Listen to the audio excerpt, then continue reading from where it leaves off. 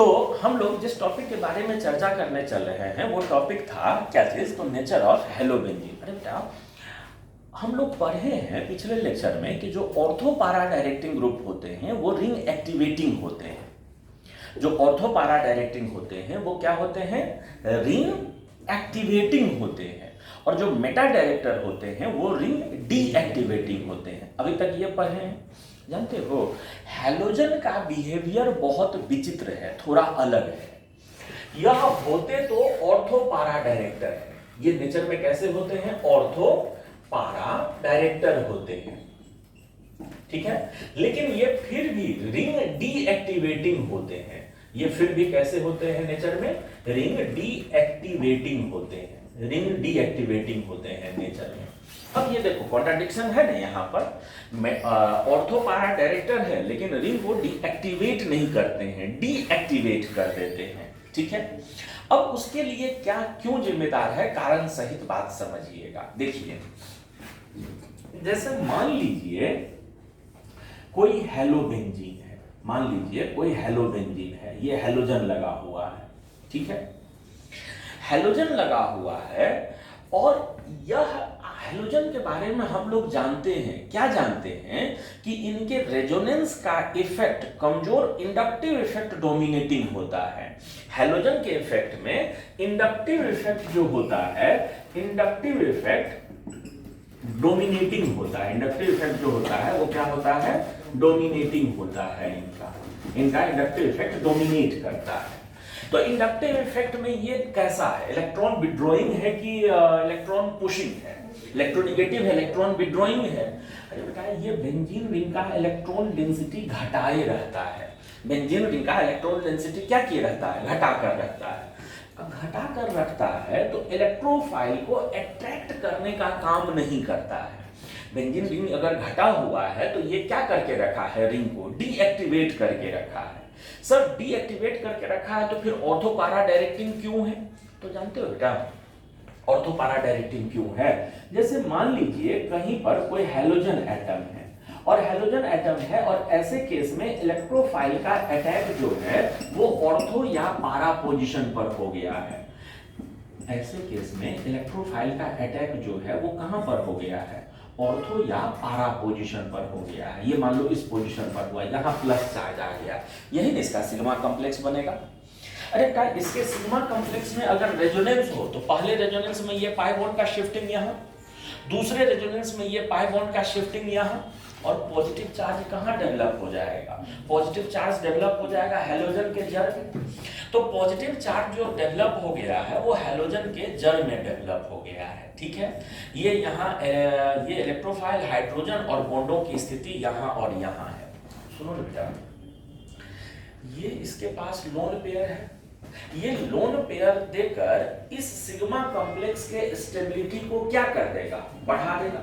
आप लोग chemical kinetics पढ़े हो, केमिकल काइनेटिक्स का थोड़ा भी अगर न्यूमेरिकल का प्रैक्टिस किए होगे, केमिकल काइनेटिक्स के न्यूमेरिकल का थोड़ा भी प्रैक्टिस किए होगे तो ये बात गौर किए होगे कि अगर किसी रिएक्शन का एक्टिवेशन एनर्जी थोड़ा भी घट जाए तो रेट ऑफ रिएक्शन बहुत गुना बढ़ जाता है, क्योंकि एक्सपोनेंशियल होता है, ई टू दी पावर में होता है। वो अगर थोड़ा भी कम हो जाए तो रेट ऑफ रिएक्शन क्या हो जाता है, बहुत ज्यादा बढ़ जाता है, ठीक है।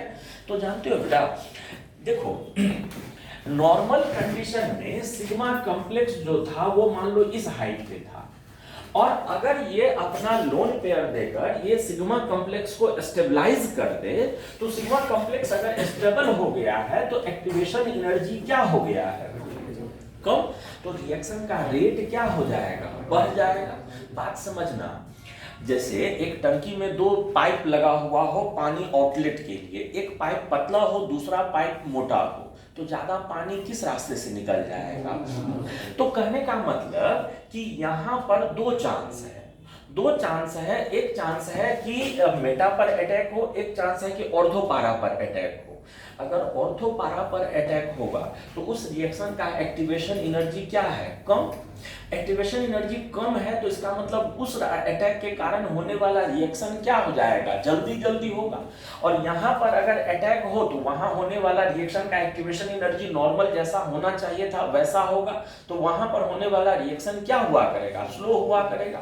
तो हमको जो प्रोडक्ट बनेगा उस प्रोडक्ट में ज्यादा मात्रा में ऑर्थो या पारा पर लगा हुआ दिखेगा इलेक्ट्रोफाइल कि मेटा पर लगा हुआ दिखेगा। और तो बात समझना, देखो एक चीज बेसिक चीज है, बेसिक चीज पर थोड़ा ध्यान देना। मोनो सब्स्टिट्यूटेड बेंजीन रिंग में अगर बेंजीन रिंग में पहले से एक ग्रुप लगा हुआ है, मोनो, बहुत ध्यान से सुनना सब लोग, मोनो सब्स्टिट्यूटेड बेंजीन रिंग में आने वाला इलेक्ट्रोफाइल किस जगह जाएगा, इस चीज को दो थ्योरी से समझाया जा सकता है। एक, पहले जो ग्रुप लगा हुआ है वो कहां चार्ज डेवलप करवाया है, वहां पर अटैक करके, जो क्लासिकली हम लोग पढ़ते आए हैं। और दूसरा थ्योरी है कि बनने वाले सिग्मा कॉम्प्लेक्स को स्टेबलाइज करने वाला। अरे बेटा अगर कहीं पर अटैक हो, देखो ना, जैसे मान लो यहाँ पर लगा हुआ हो क्या चीज, यहाँ पर लगा हुआ हो NH2 लगा हुआ है। NH2 अगर यहाँ लगा हुआ है तो एक थ्योरी जो है ऑर्थोपारा, इसके ऑर्थोपारा डायरेक्टर होने का क्या है कि रेजोनेंस के कारण इसने यहाँ चार्ज डेवलप करवा दिया।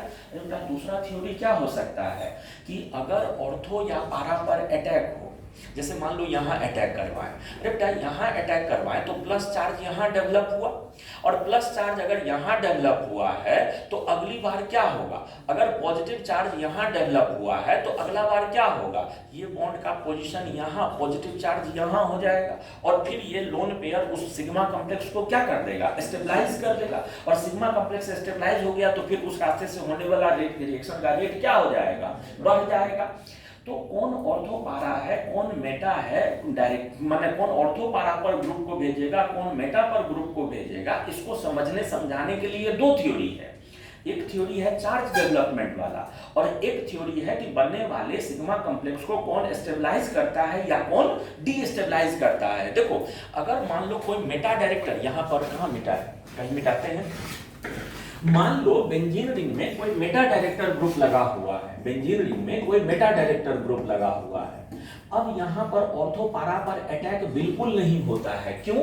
क्योंकि अगर ऑर्थो या पारा पर अटैक हो तो यहाँ पर प्लस आएगा तो रेजोनेंस के बाद ये पॉजिटिव चार्ज कहाँ चला जाएगा, यहाँ, और ये एक इलेक्ट्रॉन विड्रॉइंग ग्रुप उस पॉजिटिव चार्ज वहां आने पर उसको क्या कर देगा, और ज्यादा डीस्टेबलाइज कर देगा। तो एक्टिवेशन एनर्जी घटने के बजाय एक्टिवेशन एनर्जी और, तो इस रास्ते से रिएक्शन बिल्कुल भी नहीं हुआ करेगा।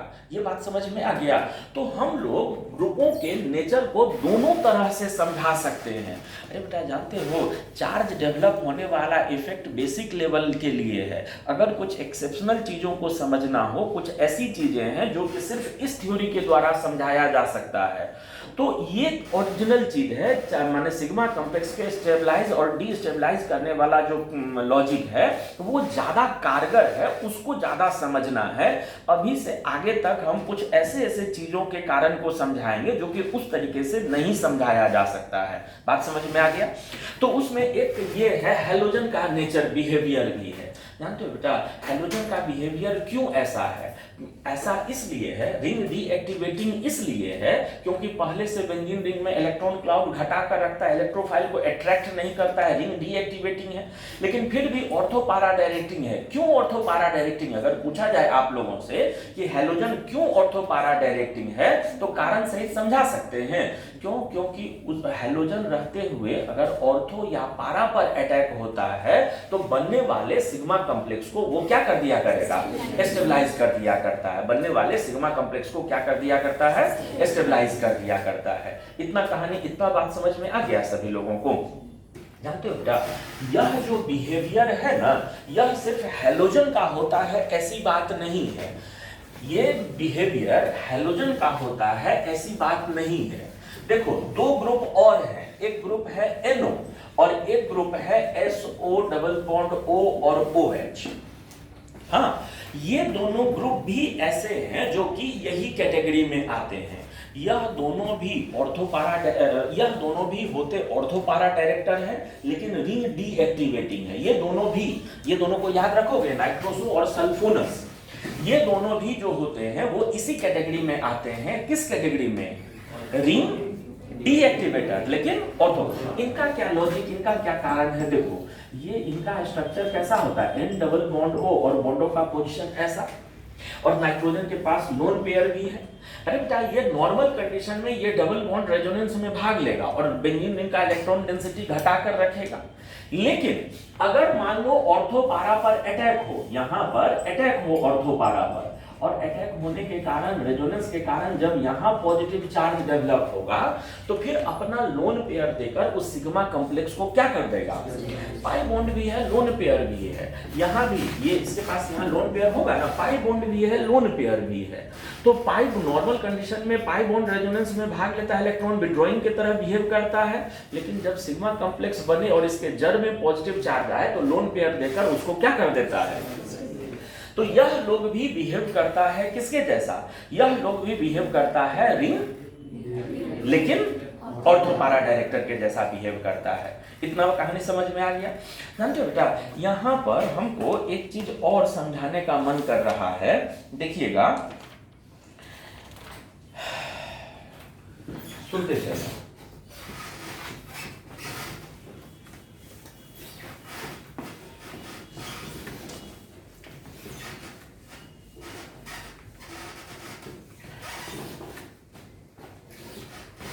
अगर मान लो हमारे सामने कुछ ऐसा मॉलिक्यूल दिया हुआ, अगर मान लेते हैं हमारे सामने कुछ इस तरह का मॉलिक्यूल दिया हुआ है, और कैसा मॉलिक्यूल दिया हुआ है ध्यान देना। जैसे मान लो एक मॉलिक्यूल हमारे सामने दिया हुआ है जिसमें बेंजीन रिंग में तीनों हैलोजन लगा हुआ है, तीनों का तीनों क्या लगा हुआ है? हैलोजन लगा हुआ है, ठीक है। दूसरा केस में क्या हुआ है कि बेंजीन रिंग में 2 हैलोजन है और 1 हाइड्रोजन है। तीसरा केस में क्या हुआ है कि बेंजीन रिंग में 2 हाइड्रोजन है और 1 हैलोजन है, ठीक है, ये ऐसा है। और चौथा केस भी ले लेते हैं जिसमें तीनों का तीनों हाइड्रोजन है। चौथा केस भी ले लेते हैं जिसमें तीनों का तीनों क्या चीज है? हाइड्रोजन है, ये। और अगर दूसरा, ये पहला एग्जांपल। दूसरा मान लो करते क्या है कि एक बार बेंजीन रिंग में जस्ट ये Nr3+ है, ये Nr3+ है। दूसरा बार क्या हुआ है कि Nr3+ बेंजीन के बीच में एक CH2 है, उससे दूर है ये Nr3+। और तीसरी बार 2 कार्बन दूर है, ये CH2 फिर एक CH2 और अब है Nr3+, ठीक है। अब सबसे पहले यहीं से चर्चा शुरू करते हैं। अगर हम लोगों से कहीं पूछा जाए कि यह मेटा डायरेक्टर क्यों है, तो जवाब दे सकते हो। यह मेटा डायरेक्टर क्यों है, जवाब दे सकते हैं। क्यों बोलो? क्योंकि ऑर्थो और पारा पर अटैक हो और उसके कारण पॉजिटिव चार्ज फिर यहां डेवलप होगा। याद है हम लोग रेजोनेंस में एक चीज पढ़े थे, क्या चीज पढ़े थे कि अगर लगातार सेंटरों पर पॉजिटिव चार्ज डेवलप हो रहा तो स्पीशीज हाईली अनस्टेबल हो जाएगा। अरे बेटा, ये बात समझ में आ रहा है कि अगर ये ग्रुप लगा हुआ है और उस समय अगर ऑर्थो और पारा पर अटैक होने लगे तो बनने वाला सिग्मा कॉम्प्लेक्स हाईली अनस्टेबल हो जाएगा, और अनस्टेबल हो जाएगा तो फिर उस रास्ते से रिएक्शन बिल्कुल नहीं होगा।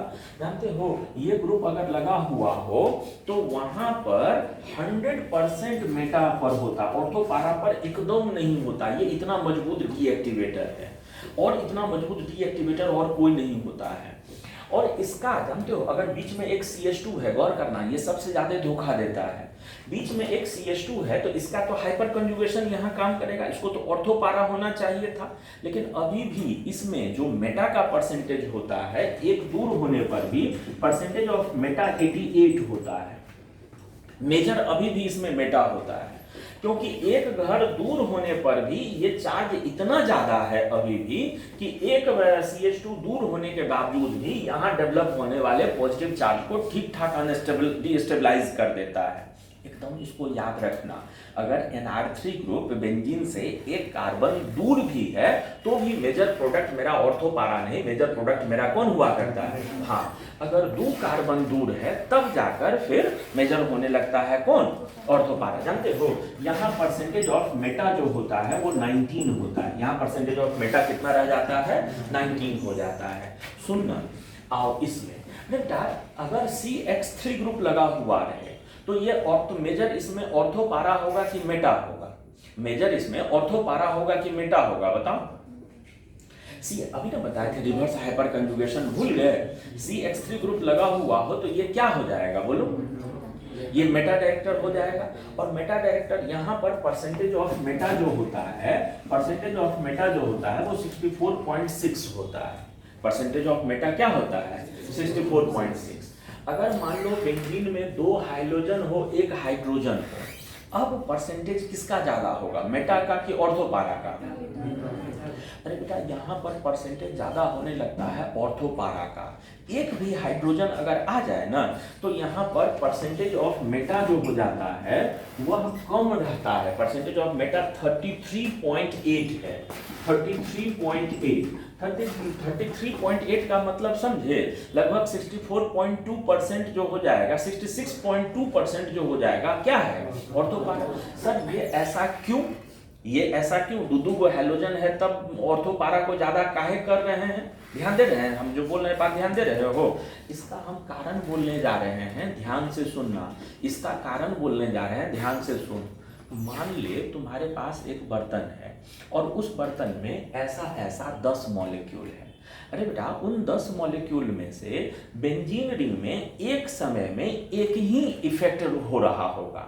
या तो कोई मॉलिक्यूल में हाइड्रोजन टूटकर हाइपर कंजुगेशन का इफेक्ट रेजोनेट हो रहा होगा, या हैलोजन के हटने के कारण रिवर्स हाइपर कंजुगेशन का इफेक्ट घूम रहा होगा। एक समय में कोई एक ही इफेक्ट डिलोकलाइज हो रहा होगा रिंग में। ठीक है, ये बात गौर करना। जैसे मान लेते हैं एक बर्तन में ऐसा ऐसा 10 मॉलिक्यूल है, 10 मॉलिक्यूल है तो मान लो 6 मॉलिक्यूल में रिवर्स हाइपर कंजुगेशन हो रहा है, लेकिन 3 या 4 मॉलिक्यूल ऐसा भी होगा जिसमें कौन सा इफेक्ट हो रहा होगा? Hyper conjugation. तो एक बर्तन में 3-4 मॉलिक्यूल ऐसा है जिसमें हाइपर कंजुगेशन, 5-6 मॉलिक्यूल ऐसा है जिसमें रिवर्स हाइपर।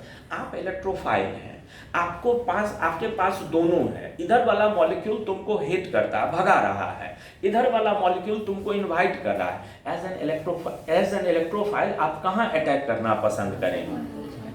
तो बात समझना, जब इन मॉलिक्यूलों में रिवर्स हाइपर कंजुगेशन का इफेक्ट घूम रहा होगा तब रिएक्शन ही नहीं होगा। और रिएक्शन होगा कब? जब किसका इफेक्ट हो रहा होगा? हाइपर कंजुगेशन वाला। तो इसलिए मेजर प्रोडक्ट जो होगा वो कौन हुआ करेगा? ऑर्थो। एक भी हाइड्रोजन अगर हो जाए बेंजीन से लगे कार्बन पर तो हमेशा मेजर कौन हुआ करेगा? ऑर्थो पारा। उम्मीद करते हैं ये एक्सप्लेनेशन बात कारण सबको समझ में आ गया होगा। जो भी बात बताए हैं वो बात समझ गए होंगे। ठीक है, आगे बढ़ते हैं। बेटा इसमें कौन ज्यादा होगा, इसमें क्या कोई दिक्कत है? अब इस वाले में परसेंटेज ज्यादा किसका होगा जानते हो? यहाँ पर मेटा का परसेंटेज जो हो जाता है वो 15.5 होता है, और इसमें तो मेटा ज्यादा होगा, वो तो सर विदित है। इसमें ऑर्थो पारा होगा, यहाँ परसेंटेज ऑफ मेटा 4.4 हुआ करता है। ये सारा एक्सप्लेनेशन कारण, ये सारा लॉजिक, ये सारा चीज समझ में आ रहा है? सुनो ना, हम वो 3 ऑर्थो पारा डायरेक्टिंग में जो अंतिम में 3 ग्रुप को घेरे थे, 3 ग्रुप कौन कौन थे याद है? 3 ग्रुप थे कौन कौन? एक था अल्काइल का कहानी समझा चुके हैं, अल्काइल क्यों वैसा ऑर्थो पारा होता है वो समझा चुके हैं नेचर। दूसरा कौन था? एराइल। तीसरा कौन था? हैलोजन। हैलोजन भी समझा चुके हैं, नहीं समझाए अभी तक कौन? एराइल वाला नहीं समझाए हैं। तो एराइल वाले के साथ कहानी क्या है, लॉजिक क्या है, वो भी सुनने का प्रयास करना। लेवल 2 के माने बहुत अच्छे क्वालिटी के जो क्वेश्चन होंगे उसमें एराइल वाले का चर्चा होगा। एराइल वाले का चर्चा साधारण माने लेवल 1 वाले में कम ही जगह पर रहेगा। हाँ तो हम लोग नेचर ऑफ एराइल बेंजीन के बारे में देखने जा रहे थे। बेंजीन में एक एराइल ग्रुप लगा हुआ है। अरे बेटा देखो, ये मान लो बेंजीन रिंग है और बेंजीन में पहले से एक बेंजीन रिंग लगा हुआ है, बाइफेनाइल टाइप का मॉलिक्यूल है। यह ग्रुप इसके लिए ऑर्थोपारा की तरह बिहेव करता है। क्यों बिहेव करता है, आप लोग कारण सोच सकते हो क्यों। अगर इसमें अब मान लो ऑर्थो या पारा पोजीशन पर इलेक्ट्रोफाइल का अटैक हुआ और यहां पॉजिटिव चार्ज डेवलप हुआ, पॉजिटिव चार्ज डेवलप हुआ तो अगले रेजोनेटिंग स्ट्रक्चर में ये बॉन्ड का शिफ्टिंग यहां और ये पॉजिटिव चार्ज यहां, और एक बार वहां पॉजिटिव चार्ज डेवलप होने के बाद दूसरा रिंग उसको क्या करने लगेगा, उस पॉजिटिव चार्ज को डीलोकलाइज करवा के स्टेबलाइज नहीं कर देगा। अरे बेटा ये दूसरा बेंजीन रिंग भी ऑर्थो पहले बेंजीन रिंग पर अगर ऑर्थो पारा पर अटैक हो तो बनने वाले सिग्मा कॉम्प्लेक्स को क्या कर रहा है, स्टेबलाइज कर रहा है। तो स्टेबलाइज कर रहा है तो ये सिस्टम ही बिहेव करेगा किसके जैसा, ऑर्थो पारा डायरेक्टिंग। तो इसलिए वो भी ऑर्थो पारा डायरेक्टिंग के सीक्वेंस में लगा हुआ था। इतना बात समझ में आ गया। अच्छा, अब हम जो डिस्कस करने चल रहे हैं वो कौन सा टॉपिक डिस्कस करने चल रहे हैं जानते हो, हम डिस्कस करने चल रहे हैं substitution in di substituted benzene ring. Benzene ring में पहले से 2 ग्रुप लगा हुआ है, तो तीसरा आने वाला इलेक्ट्रोफाइल कहां जाएगा उसके बारे में। तो हम जो चीज चर्चा करने जा रहे हैं वो कौन सा टॉपिक होगा, वो होगा substitution in di substituted benzene ring. Substitution in di substituted benzene ring. अरे बेटा ध्यान से देखना, अगर हमारे पास कोई डाई सब्स्टिट्यूटेड बेंजीन रिंग है, बेंजीन रिंग में पहले से 2 ग्रुप लगा हुआ है, तो 3 केस हो सकता है। केस 1 दोनों ऑर्थोपारा हो, केस 2 एक ऑर्थोपारा एक मेटा हो, केस 3 दोनों मेटा डायरेक्टर ग्रुप हो। यही 3 केस हो सकता है ना। तो हम लोग चलते हैं केस 1 में, हम लोग चलते हैं कहां पर, तो केस 1 में।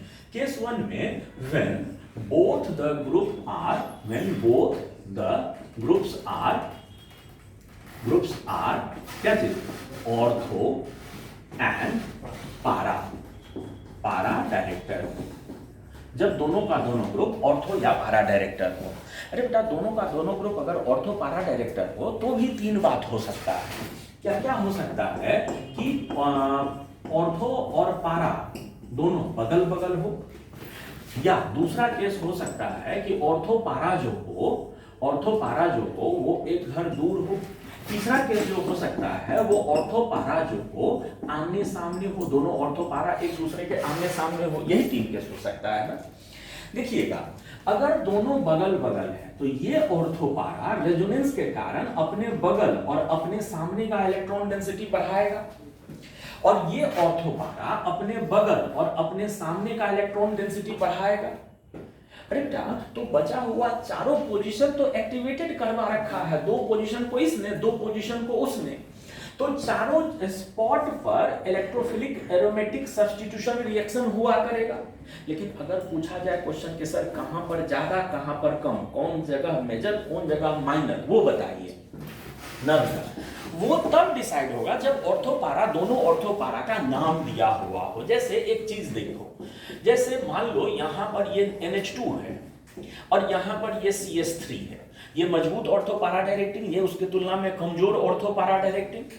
तो मजबूत ऑर्थोपारा डायरेक्टिंग के द्वारा जो एक्टिवेटेड पोजीशन है वहां ज्यादा होगा, इसको डबल एरो कर देते हैं, और जो कमजोर ऑर्थोपारा डायरेक्टिंग है वहां पर कम मात्रा में हो। जब तक दोनों ऑर्थोपारा का नाम न दे दिया जाए तब तक कहां मेजर कहां उससे कम ये हम लोग नहीं बता सकते हैं। जो मजबूत ऑर्थो, अभी बोले थे ना मजबूत कमजोर ऑर्थोपारा का नाम याद रखना सीक्वेंस का काम करेगा। तो मजबूत ऑर्थोपारा डायरेक्टर ग्रुप के इन्फ्लुएंस में जो स्पॉट होगा वहां ज्यादा, कमजोर ऑर्थोपारा के इन्फ्लुएंस में जो स्पॉट होगा वहां कम होगा। अरे बेटा दूसरे केस में गौर करो, दूसरे केस में इस ऑर्थोपारा ने अपने अगल अपने बगल और अपने सामने ये करवाया है, और इस ऑर्थोपारा ने भी अपने अगल अपने बगल और अपने सामने। बेटा दोनों ऑर्थोपारा ने सेम स्पॉट ये करवाया है, तो दोनों ने वही करवाया है तो वही वही सब्स्टिट्यूशन हुआ करेगा। सब्स्टिट्यूशन या तो यहाँ होगा या तो यहाँ होगा, इन दोनों जगह डबल एरो लगा दो। एक चीज याद रखना, जब हम लोग प्रैक्टिकल करते, थ्योरेटिकली वहां पर भी स्पॉट है सब्स्टिट्यूशन होने का, लेकिन जब हम लोग प्रैक्टिकल करते हैं तो दो ग्रुपों के बीच वाले स्पॉट भले ही एक्टिवेटेड क्यों ना हो, प्रैक्टिकल में वहां पर सब्स्टिट्यूशन नहीं अच्छा मात्रा में होता है।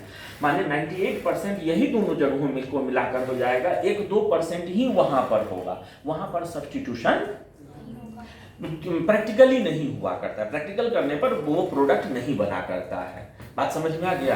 ध्यान दिए थे हम क्या बोले थे?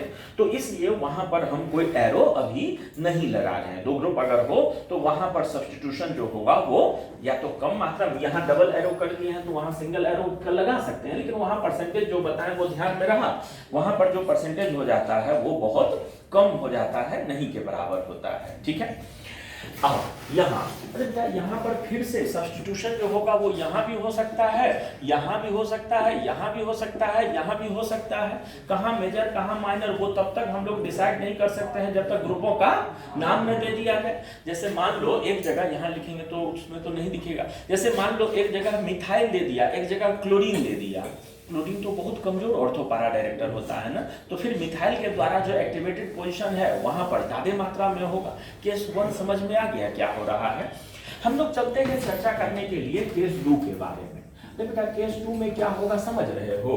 केस 2 में एक ग्रुप जो होगा ऑर्थो पैरा और दूसरा ग्रुप जो हो जाएगा वो क्या हो जाएगा बेटा?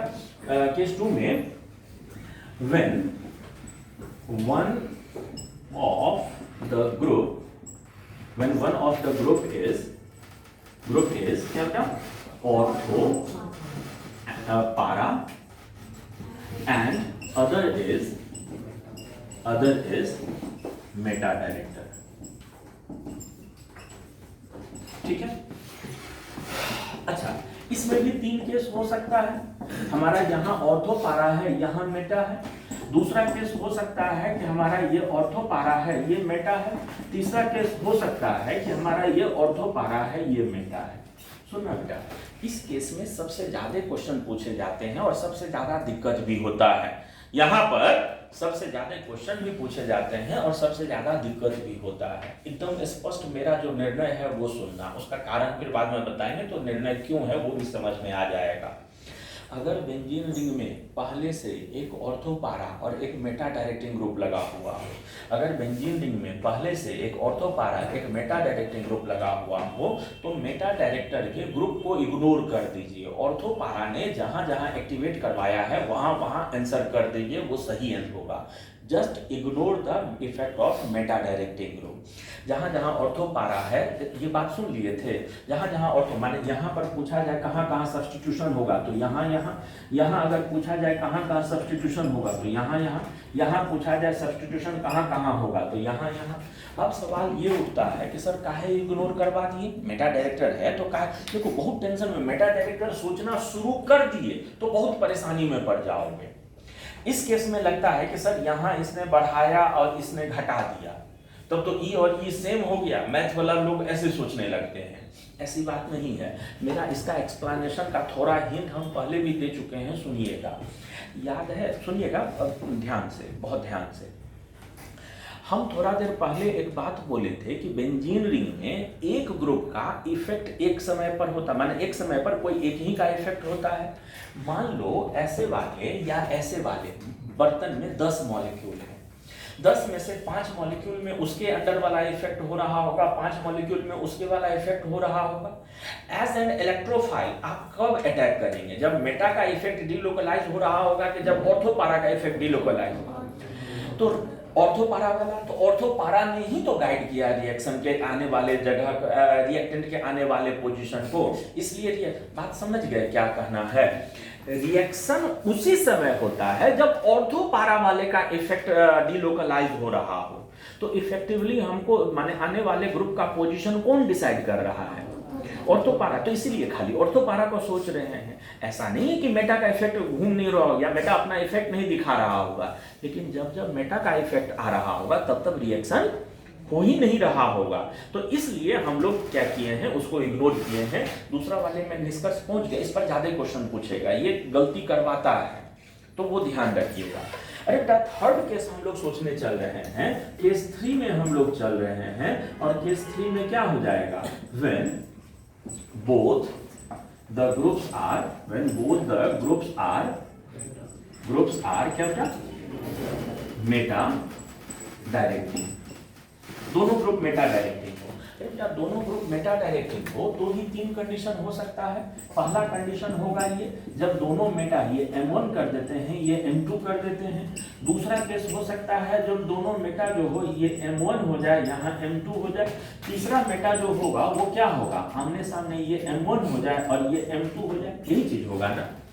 दोनों मेटा डायरेक्टर है तो इसका इफेक्ट हो चाहे उसका इफेक्ट हो, रिएक्शन ज्यादा चांस है कि इस केस में रिएक्शन हो ही नहीं, और हो तो वहां पर हो जहां पर दोनों में से किसी का इफेक्ट ना आ रहा हो। जैसे इसने यहाँ डीएक्टिवेट करवाया, इसने यहाँ डीएक्टिवेट करवाया, हर पोजीशन डीएक्टिवेटेड है, तो ज्यादा चांस है कि इसमें रिएक्शन हो ही नहीं। लेकिन फिर भी जबरदस्ती आपसे पूछे कि रिएक्शन होगा तो कहाँ होगा, वो बता दीजिए। तो जो कमजोर मेटा डायरेक्टर के द्वारा इफेक्टेड जगह होगा वहां पर होगा। बात समझ गए इस केस में, इसलिए कहीं एरो नहीं लगा रहे हैं। इस केस में इसने डीएक्टिवेट करवाया यहाँ, इसने डीएक्टिवेट करवाया यहाँ, इतना जगह डीएक्टिवेशन हुआ। ये एक स्पॉट बचा रह जाता है जहां डीएक्टिवेशन नहीं हुआ है। तो इस केस में अगर रिएक्शन होगा तो यहीं पर होगा। अगेन इस केस में दोनों में से जो कमजोर मेटा डायरेक्टर होगा, उनके इन्फ्लुएंस में जो जगह होगा वहां पर रिएक्शन हो जाएगा, इसलिए वहां भी एरो नहीं लगा रहे हैं। तो बेंजीन रिंग में अगर 2 ग्रुप लगा हुआ हो तो कहाँ रिएक्शन होगा, कैसे होगा, ये बात समझ में आ गया सभी लोगों को। ठीक है, तो हम लोग ये टॉपिक यहीं तक रहने देते हैं। एक क्लास में, अगले क्लास में ये पूरा टॉपिक हम लोगों का खत्म हो जाएगा, तो इसका भी होमवर्क हम लोगों को मिल जाएगा। ठीक है, हम लोग मिलते हैं अगले लेक्चर में, तब तक के लिए सभी को बाय।